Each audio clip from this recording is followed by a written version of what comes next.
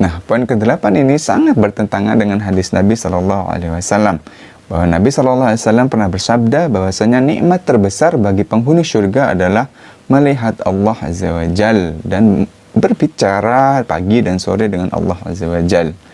Nah, inilah yang keluar dari akidah dan pemahaman Ahlussunnah wal Jamaah, sebab sangat kontradiktif dengan hadis sahih yang Nabi Shallallahu Alaihi Wasallam telah kabarkan. أهلا وسهلا ومرحبا بشباب ابن السلي بارك الله فيكم.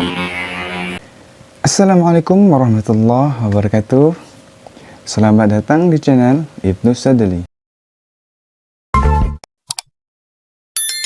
Apa kabar sahabat? Semoga kita masih selalu dilindungi oleh Allah Subhanahu wa Ta'ala dari segala macam keburukan, apalagi di masa pandemi seperti ini sahabat. Semoga kita selalu dalam keadaan sehat walafiat, dijaga keimanan kita agar selalu senantiasa kita bisa beribadah kepada Allah Subhanahu wa Ta'ala. Sahabat, kembali bertemu dengan saya Adnan Ferdiansah. Di video kali ini kita masih akan membahas tentang biografi dan perjalanan hidup Ustadz Yazid bin Abdul Qadir Jawas. Seperti yang saya sampaikan pada video yang kemarin, kita pada video kali ini akan sedikit membahas tentang karya ilmiah Ustadz Yazid bin Abdul Qadir Jawas, yaitu kitab Mulia dengan Manhaj Salaf sahabat. Nah, ini kitabnya Mulia dengan Manhaj Salaf, karya Al-Ustadz Yazid bin Abdul Qadir Jawas. Kitab Mulia dengan Manhaj Salaf ini menjadi fenomenal dari pertama kali terbit sampai saat ini sahabat, karena di kitab ini dijelaskan secara terperinci firqah-firqah atau kelompok-kelompok Islam yang sesat sekaligus menyesatkan. Yang pasti beliau penulis ini, Al-Ustadz Yazid bin Abdul Qadir Jawas, tidak sembarangan dalam menulis dan merincikan dan mengelompokkan mana-mana saja firqah atau kelompok-kelompok Islam yang sesat dan menyesatkan. Nah, kita langsung masuk ke dalam pembahasannya. Di sini kita akan sedikit membahas tentang firqah-firqah mana saja yang sesat dan menyesatkan. Nah, salah satu firqah yang sesat dan menyesatkan yang tertulis di dalam kitab ini adalah firqah Asy'ariyah dan Maturidiyah. Baik dari pemahaman dan akidah dari Asy'ariyah dan Maturidiyah ini keluar dari akidah dan pemahaman Ahlussunnah wal Jamaah syabab. Kita langsung masuk saja ke dalam pembahasan.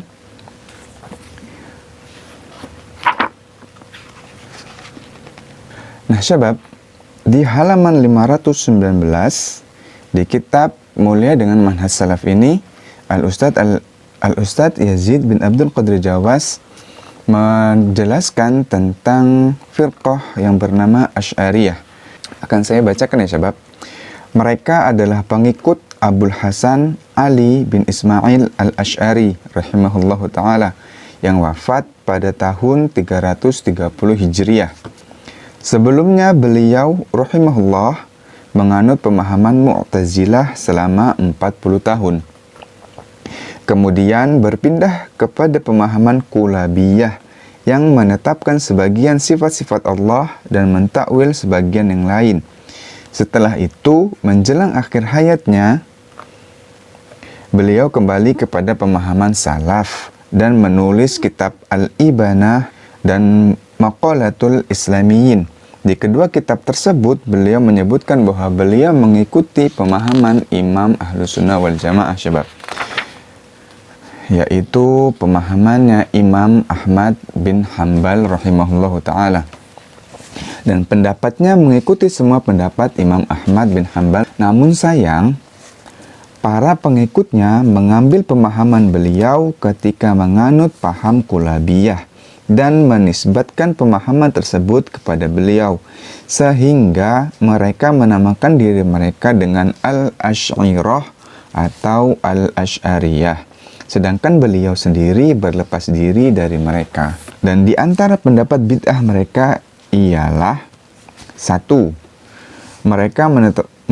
Mereka menetapkan 7 sifat, yaitu al-hayah atau hidup, al-qalam berbicara, al-ilmu mengetahui, dan al-qudrah atau kekuasaan atau kemampuan, al-iradah kehendak, as-sam'u mendengar, dan al-bashar melihat.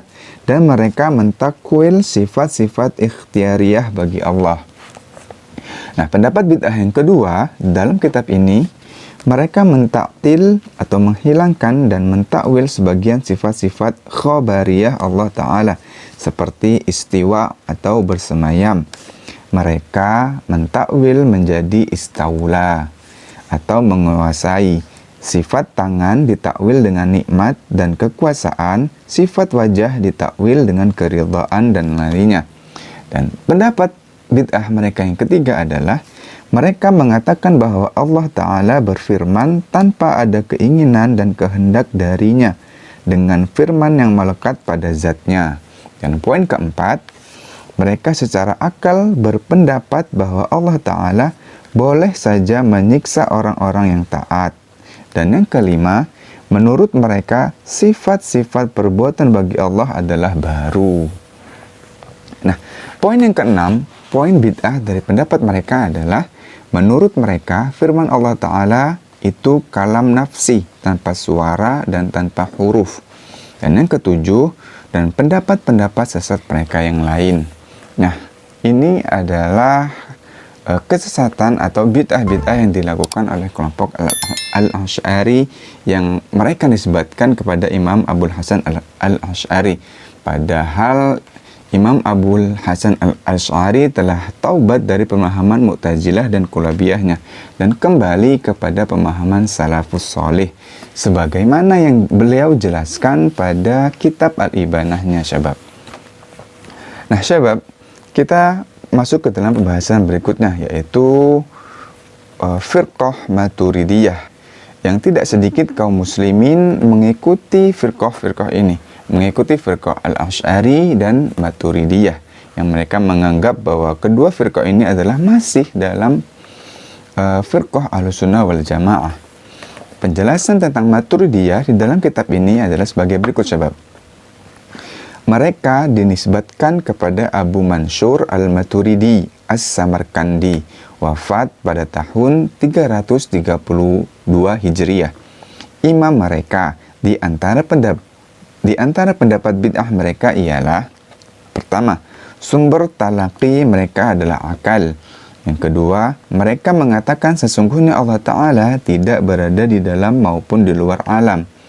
Dan yang ketiga, mereka berpendapat bahwa iman hanya tasdik atau pembenaran saja. Dan sebagian mereka berpendapat bahwa iman adalah tasdik atau pembenaran dengan hati dan ikrar dengan lisan. Dan yang keempat, mentakwil sifat istiwa atau bersemayam dengan istila atau menguasai. Nah, faham ini sama dengan fahamnya Al-Asy'ari, yaitu mentakwil sifat istiwa Allah dengan istaula. Mentakwil sifat mata bagi Allah Ta'ala dengan penjagaan dan pemeliharaan. Itu poin kelima, ya sebab. Poin yang keenam, mereka menafikan sifat fi'liyah bagi Allah. Dan yang ketujuh, mereka berpendapat bahwa Nabi Musa alaihissalam tidak mendengar firman Allah, akan tetapi memperdengarkannya melalui lisan Nabi Musa dengan huruf dan suara yang diciptakannya. Yang kedelapan, menafikan keyakinan bahwa kaum mukminin akan melihat Allah pada hari kiamat.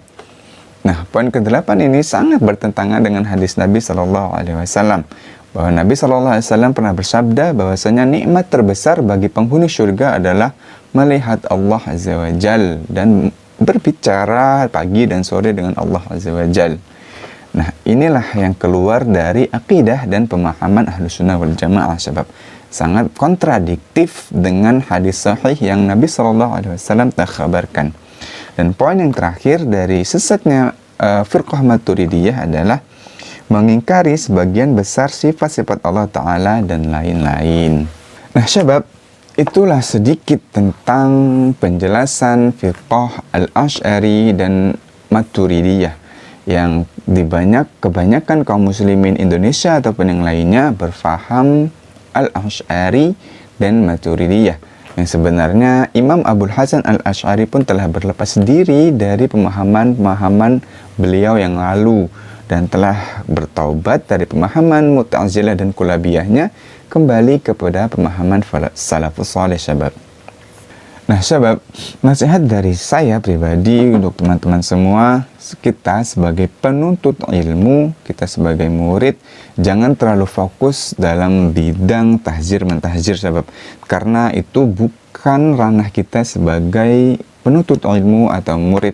Itu adalah ranahnya para ulama yang memang berkompeten di dalam bidangnya, yang mengetahui seluk-beluk firqah-firqah ataupun yang lainnya, yang sangat mengetahui mana yang benar dan mana yang salah sesuai dengan dalil dari nas Al-Quran ataupun dari sabda Nabi SAW.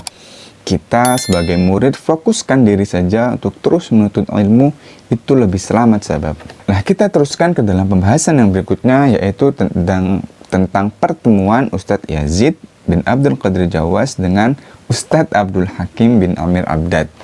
Sebagaimana yang kita ketahui, beliau berdua ini adalah sahabat karib yang saling menopang satu sama lain untuk mendakwahkan manhaj salaf di bumi Indonesia ini sahabat. Nah, cerita ini bermula dari lulusnya Ustadz Abdul Hakim bin Amir Abdad dari Libya. Di sini diceritakan, setiap selesai kuliah, Ustadz Abdul Hakim tidak kemana-mana kecuali ke perpustakaan menekuni berbagai kitab. Suatu ketika, datanglah seorang pemuda ke perpustakaan yang sama tekunnya dengan beliau. Setiap hari terus datang dan melahap semua kitab-kitab di sana. Ustadz Abdul Hakim memperhatikan pemuda tersebut selalu membawa secari kertas kecil dan pena untuk mencatat faidah dari kitab-kitab yang ditekuninya. Dari saling pandang, pandang-pandangan dulu syabab. Tersenyum. Maka berkenalanlah Ustadz Abdul Hakim dan Ustadz Yazid bin Abdul Qadir Jawas hafizahumullah ta'ala. Dari seringnya diskusi yang mereka lakukan berdua di perpustakaan, maka mereka berdua saling cocok satu sama lain. Mulailah fase dakwah mereka di masa-masa tersebut yang tentu saja banyak tantangannya. Alhasil, perpustakaan menjadi basis mereka berdua sebagai tempat belajar, berdiskusi, membedah berbagai persoalan agama, dan lain-lain. Terkadang datang tantangan debat dari pihak-pihak yang kontra dengan dakwah mereka dan mereka layani di perpustakaan tersebut. Nah, hingga kini, sampai kini sahabat, kita sama-sama tahu kiprah dan kualitas mereka berdua dalam dakwah sunnah. Semoga Allah Subhanahu wa Ta'ala senantiasa menjaga mereka berdua dalam mengawal dakwah salaf di bumi Indonesia ini. Nah, itulah sedikit kisah dari pertemuan Ustadz Yazid bin Abdul Qadir Jawas dengan Ustadz Abdul Hakim bin Amir Abdad, yang sampai sekarang masih menjadi sahabat karib yang saling menopang, yang saling tolong-menolong dalam berdakwah, mendakwahkan manhaj salaf di Indonesia. Semoga kita diberi kesempatan untuk bisa mengambil ilmu dari mereka berdua sebab baik secara tatap muka ataupun online, karena keadaan sekarang masih sangat menjadi penghalang kita untuk mendatangi kajian-kajian beliau. Nah syabab, kita mungkin cukupkan dulu pembahasan tentang Ustadz Yazid ini sebab kita telah membahas tentang biografinya, silsilah keilmuannya. Kita juga telah membedah atau sedikit membahas tentang karya ilmiah beliau, yaitu kitab Mulia dengan Manhaj Salaf. Kita juga telah membahas tentang awal mula pertemuan Ustadz Yazid dan Ustadz Abdul Hakim. Nah, ini untuk video berikutnya, bagaimana kalau kita melanjutkan pembahasan tentang biografinya Ustadz Abdul Hakim bin Amir Abdad atau Ustadz Firanda nih. Syabab bisa tulis di komentar Ustadz mana yang akan kita bahas biografinya terlebih dahulu. Sebelum saya tutup video ini, saya ucapkan terima kasih kepada teman-teman, kepada kalian yang sudah mendukung channel ini dengan mensubscribe-nya, senantiasa menonton video-video kami, like, komen, dan share. Semoga Allah Subhanahu wa Ta'ala membalas kebaikan teman-teman dengan surganya Allah Subhanahu wa Ta'ala. Terus dukung channel kami supaya channel ini lebih berkembang dan lebih menebarkan manfaat kepada yang lain. Kami punya mimpi sederhana di channel ini sebab jika channel ini berkembang, kami ingin mendatangi guru-guru kita, bertanya langsung dengan mereka tentang silsilah keilmuan mereka, biografi mereka. Ya kita lah ngobrol langsung dengan mereka syabab. Oleh karena itu kami mohon dukungannya dengan cara mensubscribe yang belum subscribe, bagikan video-video kami jika bermanfaat, dan jangan lupa penuhi kolom komentar ya syabab, agar kami tahu video-video apa yang kalian suka dan ustadz-ustadz mana yang ingin kalian ketahui biografi dan perjalanan hidupnya. Dan saya pun mohon maaf apabila ada kata-kata yang salah dalam penyampaian.